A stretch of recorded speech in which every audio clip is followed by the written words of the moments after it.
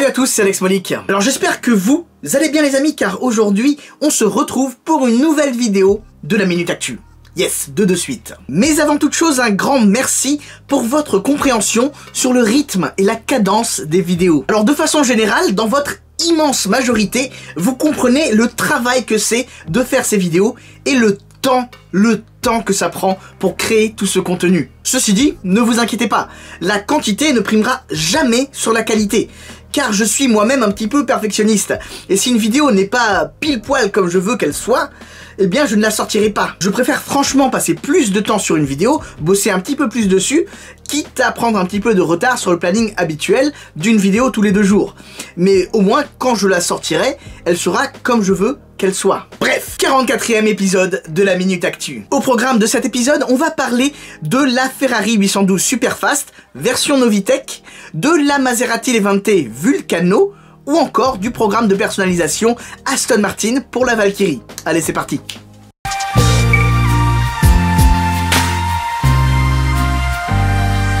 Je sais que vous êtes super heureux que l'on reparle de préparateurs. C'est surtout Isir qui va être content, je pense. Et pour le coup, on va un petit peu parler de Novitec, un préparateur allemand qui s'est attaqué, façon de parler, à la Ferrari 812 Superfast. Alors certes, l'info date un petit peu, mais j'avais quand même envie d'en parler et d'aborder le sujet car je trouve très sincèrement qu'elle est super réussie. D'ailleurs, vu qu'on en parle, je trouve que Novitec est un des rares préparateurs à s'attaquer aux grosses sportives, et qui d'ailleurs le fait avec brio. Bon alors, les modifications sur cette 812 sont avant tout esthétiques.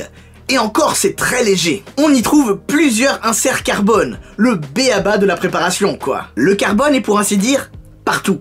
Il y en a par exemple sur le nouveau bouclier avant, sur le bouclier arrière, sur les jupes latérales, également sur les rétroviseurs et sur le petit béquet qu'ils ont rajouté à l'arrière. Au final, selon les dires de Novitec, l'aérodynamisme de la 812 Superfast s'en trouve amélioré. Elle est également plus basse et par ailleurs elle a un nouveau système qui lui permet de soulever son nez avec la simple pression d'un bouton de 4 cm. 4 cm, ça représente quoi ? Oh, je pensais plutôt à la taille d'une pièce de 20 centimes, j'ai pas mesuré mais à vue d'œil ça m'a l'air plus ou moins correct. Pour le coup, Novitec n'a pas du tout touché à la motorisation de la 812 Superfast, dont le V12 développe toujours 800 chevaux. En revanche, ils ont modifié, remplacé la ligne d'échappement, qui pour le coup est plus légère de 11 kg, mais qui également produit une nouvelle sonorité. Écoutez. Alors oui, je sais, c'est super court, mais bon, que voulez-vous, il n'y a que ça dans la vidéo. Bon allez, je vous la remets. Enfin bref, très franchement, cette 812 Superfast par Novitec, je la trouve méga réussie. Elle est à la fois discrète, mais exubérante. Oui, je sais, ça n'a aucun sens, mais pourtant. Après, je pense sincèrement que la couleur de présentation, le Giallo Modena, n'y est pas pour rien. Décidément, ils font vraiment des trucs super cool en ce moment, Novitec. Vous avez certainement dû également voir leur Novitec N-Largo sur base de 720S, qui d'ailleurs par moment me fait beaucoup penser à une McLaren Senna, selon les angles. Donc Novitec en ce moment, c'est du bon boulot. Bon alors, comme vous le savez, vu qu'on en a un petit peu parlé dans les dernières vidéos, Maserati n'est pas spécialement au top de sa forme en ce moment. Mais apparemment, la marque au trident devrait se renouveler en 2019. Comment, je ne sais pas, mais apparemment c'est dans les tablettes. En tout cas, il y a à peine quelques jours, ils ont dévoilé une édition limitée de la Maserati Levante. La Maserati Levante Vulcano. Pour le coup, j'adore le nom, qui m'évoque un tempérament explosif, volcanique donc. Pourtant, quand tu la regardes, elle me fait davantage penser à de la cendre qu'à de la lave bien chaude. La couleur s'appelle pourtant Grigio Lava, gris lave. Alors perso, moi, la lave, je me l'imagine plutôt genre bouillonnante, rouge, genre le truc bien chaud quoi. Mais bon, c'est vrai que la lave, une fois que ça refroidit, ça devient genre gris et noir, genre bien dégueulasse. Du coup, pourquoi ils ont fait ça comme ça, quoi. Enfin bref, qu'est-ce qui change dans cette Maserati Levante Vulcano? Pour commencer, les feux arrière sont assombris. Les logos et la calandre sont en chrome noir. Et le petit détail qui me fait marrer, les étriers de frein sont en rouge. Oui, j'ai un humour bizarre et pour le coup, faut pas chercher à comprendre. À l'intérieur du véhicule, il y a une plaque numérotée qui te fait comprendre que tu es dans une édition limitée. Il y a aussi beaucoup de carbone, c'est quand même classe. Mais le seul truc que je ne comprends pas vraiment, c'est qu'ils n'ont pas été foutus de nous sortir une photo de l'arrière du véhicule. Personnellement, je trouve ça dommage, mais bon, c'est pas très important. En revanche, un truc qui, pour le coup, est plutôt vraiment dommage, c'est que le V8 n'est pas disponible. Le V8 que l'on peut retrouver sur la Maserati Levante Trofeo. Il n'y a que des V6 sur la Vulcano. Ceci dit, avec 150 exemplaires seulement, ce sera quand même une petite rareté. D'autant plus qu'il est réservé exclusivement au marché européen et asiatique. Ah ça, c'est les Américains qui vont être contents. Quoi qu'il en soit, je pense surtout que Maserati cherche à écouler ses Levante, qui se vendent, certes ils se vendent, mais pas aussi bien que des Urus. Sans doute pour passer à autre chose le plus vite possible. Bon après je dis ça, mais 150 Levante au sein d'une production annuelle, ça représente quoi? Tiens, c'est vrai ça, je sais même pas combien ils en vendent, ni en France, ni en Europe, ni dans le monde. Vous savez vous? Si vous êtes au courant, dites-le dans les commentaires, ça m'intéresse. Le constructeur anglais de Gaydon n'a toujours pas dévoilé sa future hypercar, la Valkyrie, limitée à 150 exemplaires dans le monde. Pourtant, ils nous l'ont déjà montré à plusieurs reprises.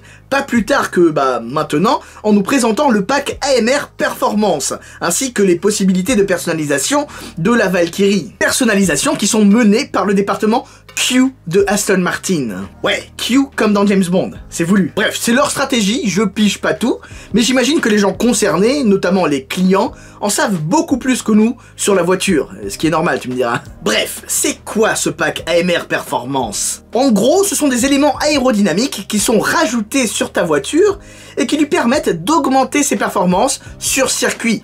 D'où le nom AMR Performance. Ne surtout pas confondre la Valkyrie avec un pack AMR Performance de la Valkyrie AMR Pro. Contrairement à la Valkyrie avec un pack AMR Performance, la Valkyrie AMR Pro n'est pas homologuée pour un usage routier. Donc vous l'aurez compris, hein, t'as intérêt à être un mordu du pilotage et écumer tous les track days de la planète si tu veux acheter une Valkyrie AMR Pro. C'est plus logique. Aston Martin nous a également montré le processus de personnalisation de la Valkyrie à travers une petite vidéo super intéressante. Le client arrive comme ça, tac tac, salut, ouais, hop, il enfile des lunettes spéciales et il se trouve immergé dans une réalité virtuelle, une sorte d'atelier où il peut donc personnaliser son Aston Martin Valkyrie dans les moindres détails, que ce soit par exemple la couleur des ceintures de sécurité jusqu'aux jantes. Franchement, je trouve que l'utilisation de la réalité augmentée dans un processus de personnalisation de la voiture est super fun